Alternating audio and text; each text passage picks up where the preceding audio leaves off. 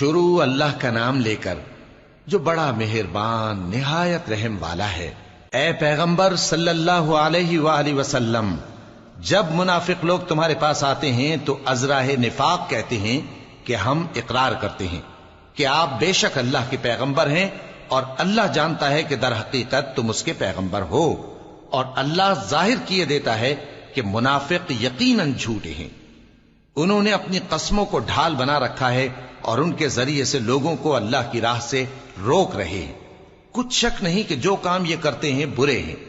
یہ اس لیے کہ یہ پہلے تو ایمان لائے پھر کافر ہو گئے،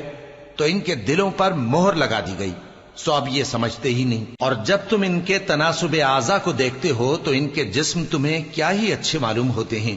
اور جب یہ گفتگو کرتے ہیں تو تم ان کی تقریر کو توجہ سے سنتے ہو، گویا لکڑیاں ہیں جو دیواروں سے لگائی گئی ہیں، بزدل ایسے کہ ہر زور کی آواز کو سمجھیں کہ ان پر بلا آئی۔ یہ تمہارے دشمن ہی ہیں، سو ان سے محتاط رہنا، اللہ ان کو ہلاک کرے، یہ کہاں بہکے پھرتے ہیں۔ اور جب ان سے کہا جائے کہ آؤ رسول اللہ صلی اللہ علیہ وآلہ وسلم تمہارے لیے مغفرت مانگیں، تو سر ہلا دیتے ہیں، اور تم ان کو دیکھو کہ تکبر کرتے ہوئے رکے ہی رہتے ہیں۔ تم ان کے لیے مغفرت مانگو یا نہ مانگو، ان کے آگے برابر ہے، اللہ ان کو ہرگز نہ بخشے گا، بے شک اللہ نافرمان لوگوں کو ہدایت نہیں دیا کرتا۔ یہی ہیں جو کہتے ہیں کہ جو لوگ رسول اللہ صلی اللہ علیہ وآلہ وسلم کے پاس ہیں ان پر کچھ خرچ نہ کرو یہاں تک کہ وہ خود بخود بھاگ جائیں، حالانکہ آسمانوں اور زمین کے خزانے اللہ ہی کے ہیں، لیکن منافق نہیں سمجھتے۔ کہتے ہیں کہ اگر ہم لوٹ کر مدینے پہنچے تو عزت والے ذلیل لوگوں کو وہاں سے نکال باہر کریں گے،